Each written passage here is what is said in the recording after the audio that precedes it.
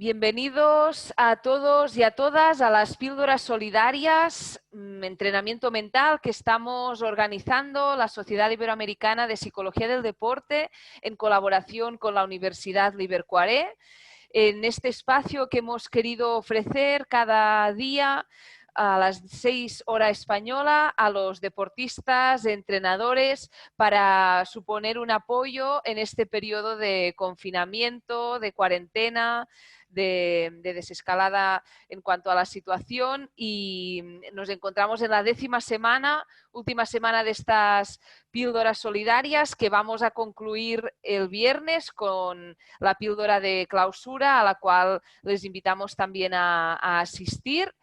Y comentarles que si hay alguna de las píldoras anteriores que no la han podido ver en directo, pues están disponibles tanto en el canal de YouTube de la Universidad Liverpool como en la sección de vídeos del Facebook de la Universidad Liverpool, también en la página web de la SIP y del Máster SIP. Hoy tenemos con nosotros en esta píldora número 49 a Julio Álvarez Builla, que va a hablar sobre el regreso a la competición. Me gustaría comentaros el perfil de Julio, porque tiene un perfil muy completo e interesante y nos pareció una muy buena incorporación al equipo de las píldoras para cerrar esta iniciativa. Él es ingeniero industrial.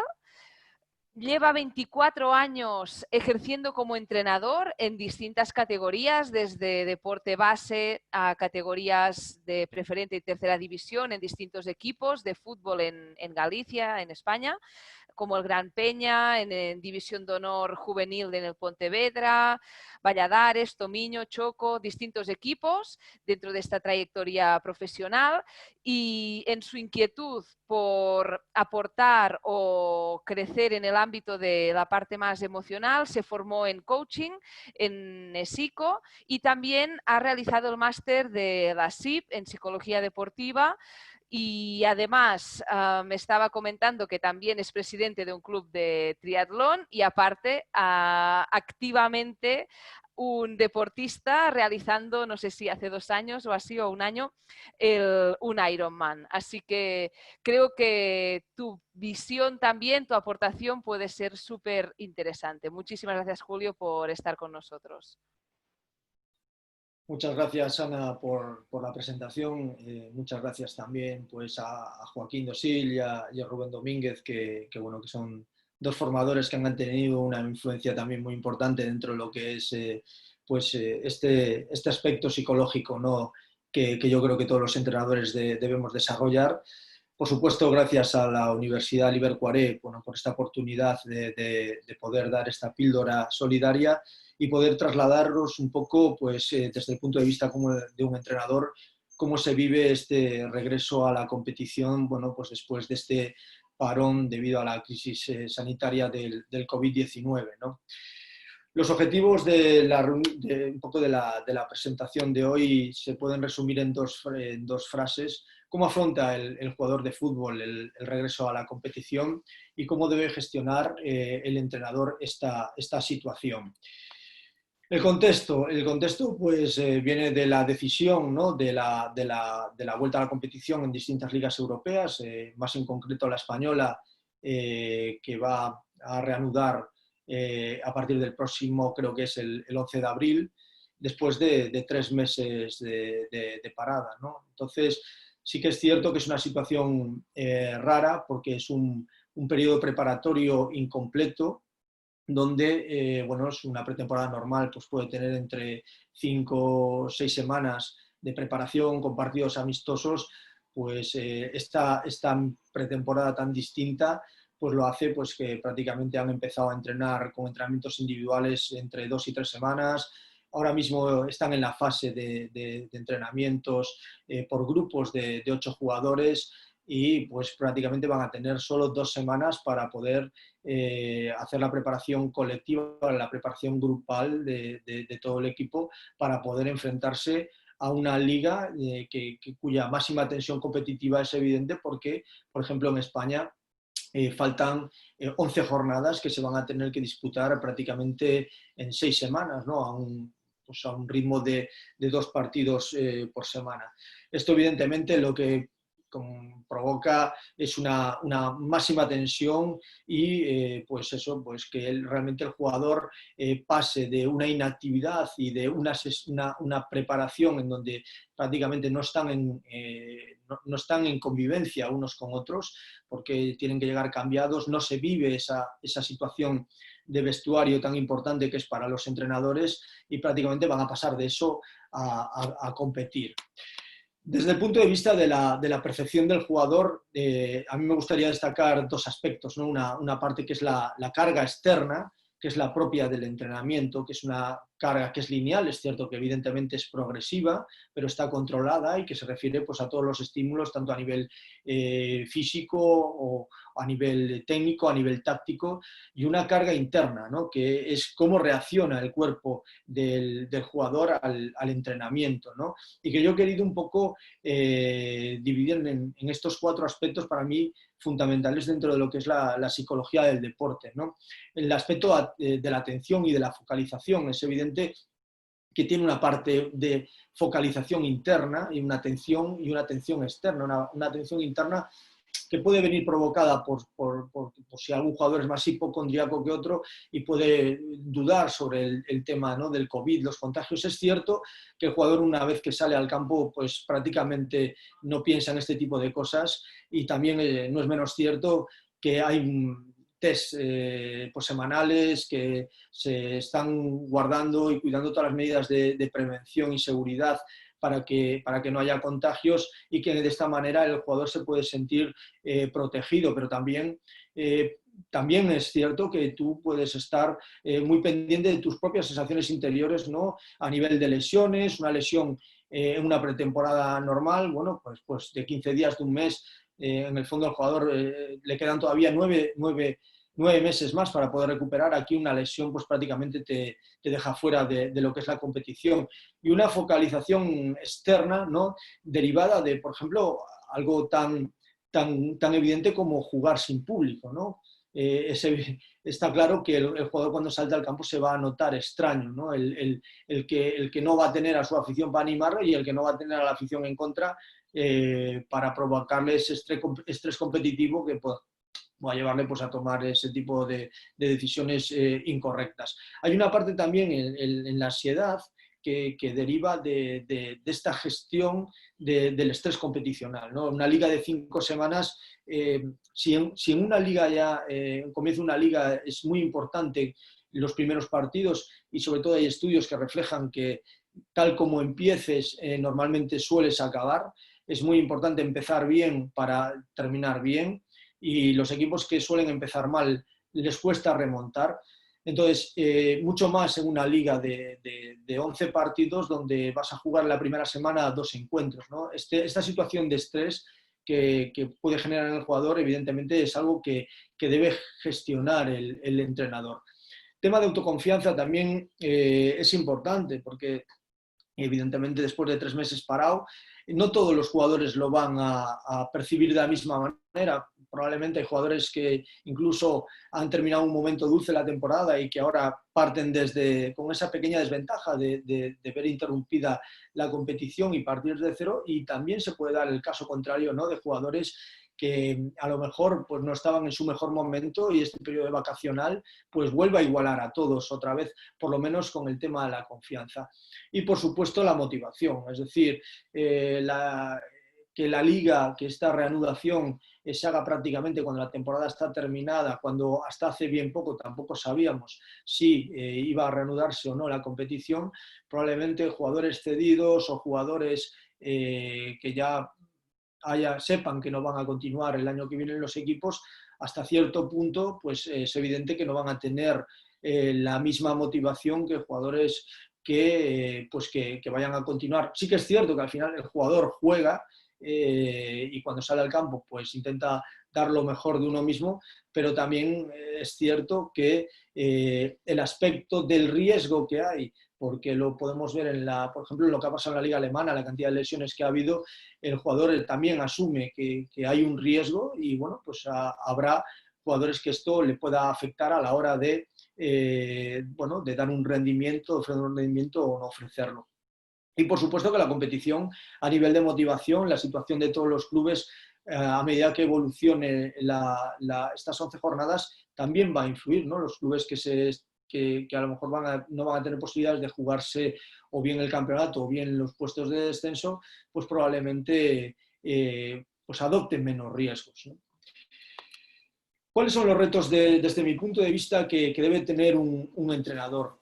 Yo creo que cuando un entrenador llega, lo primero que debe hacer como buen gestor es un análisis contextual, colectivo e individual, ¿no? Yo creo que este es un análisis que tiene que ser transversal entre todas las figuras del cuerpo técnico, tanto preparador físico como recuperadores, fisioterapeutas, psicólogos, ¿no? Yo creo que la aportación de todos es muy importante para ser capaz, primero, de analizar el estado de forma y cómo llega, tanto a nivel físico, también a nivel psicológico, cada individuo, y cómo llega el colectivo, ¿no? Porque hay otro aspecto, como es la cohesión, que yo creo que es necesario restablecer ese nivel de cohesión, ya no solo por el tiempo que has estado parado, sino por cómo se han sucedido estos primeros entrenamientos en donde ha ido escalando de manera, pues eso un poco lo que comentábamos, ¿no? De manera individual, después a mini grupos y después al grupo entero. Entonces, la parte de este restablecimiento de la cohesión a nivel anímico y también, evidentemente, a nivel táctico, pienso que es una parte muy importante dentro de lo que debe plantearse un entrenador cuando retoma y comienza una situación así. Es evidente que las dinámicas también empiezan de cero, no solo la autoconfianza de los jugadores, sino las dinámicas, ¿no? Los equipos que probablemente están en una dinámica negativa es como un volver a empezar, es como una mini temporada nueva, ¿no? Una mini temporada en donde, pues como decía, prácticamente no hay tiempo para entrenar y donde el tiempo que va a haber entre partidos es para recuperar, y por eso pienso que el tener un plan B, que el entrenador tenga un plan B, es fundamental, sobre todo si las cosas no acaban saliendo como uno quiere, ¿no? Es decir, no va a haber mucho tiempo para pensar. Los partidos se van a suceder, las emociones se van a suceder, los resultados se van a suceder, y prácticamente el entrenador debe llevar una segunda opción por si las cosas no suceden como a él le gustaría. Y por supuesto, el gran reto del entrenador es la gestión emocional, ¿no? La gestión de los impactos negativos y positivos, debidos a la inmediatez de la competición, a la inmediatez de los resultados, como comentaba antes, bueno, pues a las lesiones. La verdad es que esta liga, esta mini liga, pues va a ser muy variable, porque va a haber muchísimas situaciones que a priori no vamos a poder controlar, o por lo menos eso es lo que nos dicen el comienzo de otras ligas como la alemana. Por ejemplo, el número de lesiones, ¿no? Es curioso que haya tantas lesiones, haya habido tantas lesiones en la liga alemana, y sobre todo muchas debidas a traumatismos, ¿no? Evidentemente hay lesiones musculares, pero sorprende la cantidad de lesiones debidas a traumatismos, en donde pues probablemente el estado de forma insuficiente con el que llegan los jugadores, probablemente la tensión del momento, la gestión del estrés, pues sí que tienen una importancia en la sucesión de estas situaciones. ¿Y cuál es el plan de acción? Bueno, bajo mi punto de vista, es muy importante el establecimiento de objetivos individuales y grupales. Es cierto que el deporte de competición, los objetivos de resultado son los que al final cuentan y los que al final valen. Es decir, a un entrenador o a un equipo lo van a valorar, el que está luchando por el campeonato de liga lo van a valorar si lo consigue o no, y al que está luchando por salvar la categoría, pues igual, ¿no? Lo van a valorar si es capaz de lograr la permanencia o si ha descendido. Si ha conseguido salvar la categoría, habrá conseguido el objetivo de resultado, pero yo creo que los entrenadores, independientemente de eso, y el cuerpo técnico debe ir a los objetivos de rendimiento, es decir, cómo conseguir esos objetivos de resultado, cómo ser capaces pues de ganar, ¿no? Realmente, pues habrá equipos que tengan que trabajar y focalizar todo el trabajo sobre las transiciones ofensivas, habrá equipos que tengan que mejorar defensivamente. Yo creo que el establecer esos objetivos tanto a nivel individual No es lo mismo, evidentemente, los objetivos de un delantero que los objetivos de un central o de los objetivos de un jugador que tiene un peso determinado en un equipo con otro que es menos habitual pues, yo creo que no deben ser tratados de la misma manera, igual que los objetivos grupales. También el generar un buen nivel de activación, ¿no? Porque en esta... yo creo que el comienzo de los partidos, sobre todo en las primeras jornadas, el jugador se va a sentir extraño, ¿no? O sea, ya cuando ves un partido de pretemporada, no digamos de pretemporada, pero sí de las primeras jornadas, que está en el límite entre partidos de pretemporada y no, son partidos raros, mucho más cuando no ha habido amistosos, el jugador de repente, pues prácticamente con 2 semanas de entrenamiento con sus compañeros, después de estar 3 meses parados en un campo vacío, esos primeros minutos de juego van a ser muy importantes y sobre todo donde se pueden dar errores fruto de un bajo nivel de un nivel no adecuado de concentración o de un nivel no adecuado de activación. Es importante mantener la autoconfianza alta, ¿no? Yo creo que el entrenador debe transmitir que se parte de cero, es decir, que todos los jugadores van a tener opciones y no es el típico cliché, ¿no?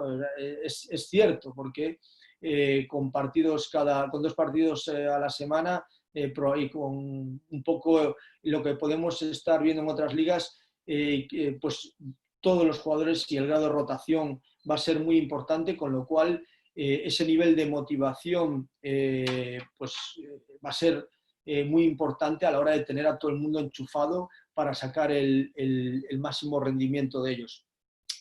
También es importante resaltar la variabilidad de la situación y de la mini competición. Yo creo que el entrenador tiene que transmitir que, evidentemente, aunque empezar bien es importante, dada la situación tan extraña y que yo creo que no hemos vivido nunca en la historia de una liga de fútbol, incluso me atrevería a decir en la historia deportiva, yo creo que es importante que el jugador hasta el final mantenga que no hay un resultado irreversible, ¿no? Que en una competición como estas, pues las cosas pueden cambiar, una lesión, una mala dinámica, una mala decisión, y que es muy importante mantenerse emocionalmente preparado para poder reaccionar o en el caso contrario, para no dejarse ir y pensar que ya ha conseguido todo. Y bueno, y por último, un dicho de toda la vida del fútbol, que es centrarse en el partido a partido, ¿no? Es decir, olvidarse del pasado y olvidarse del futuro y pensar en el presente. Yo creo que estas, para mí, básicamente y resumidamente, serían pues las acciones que yo intentaría llevar como entrenador de verme en una situación como esta. Sobre la tarea, bueno, yo desde que saqué el certificado de coaching, sí que es cierto que para mí ha sido muy importante, lo he ejecutado en los distintos equipos en los que he estado, con todos los jugadores de la plantilla. Es cierto que a veces, en función de la dificultad o no, pues en algunos casos pues he podido llegar más lejos y en otros pues no tanto, pero a mí me gustaría proponeros, yo no sé si hay algún entrenador, pues que haga una sesión de coaching individual con un jugador del equipo. A mí me ha dado buenos resultados, me ha ayudado a conocer a los jugadores.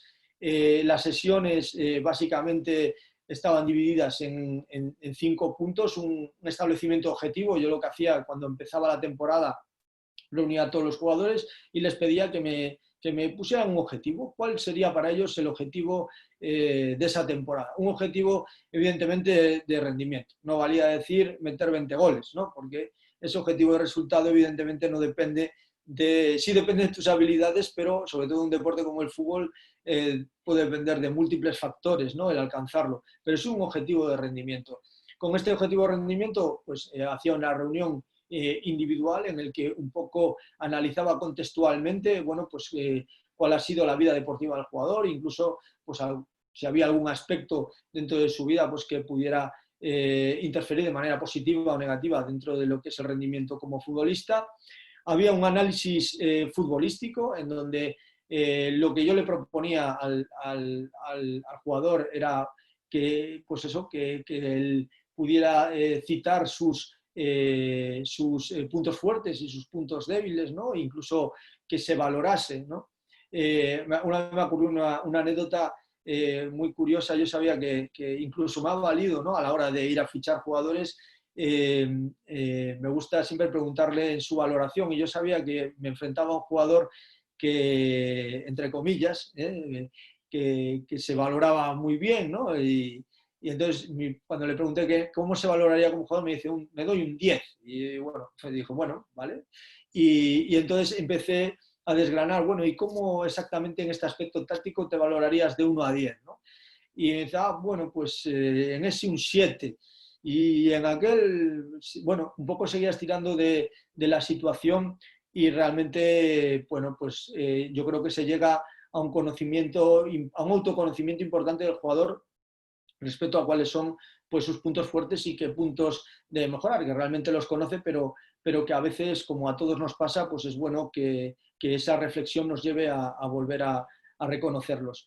Y evidentemente, después de esto, había jugadores que cambiaban su objetivo y que, bueno, derivados de esta prospección interna sobre sus capacidades, bueno, pues que veían otro objetivo que era más inmediato o que era más necesario, y sobre este objetivo pues se proponía un plan de acción, se le proponía que construyese un plan de acción, y evidentemente a todo plan de acción es necesario un seguimiento en una segunda reunión.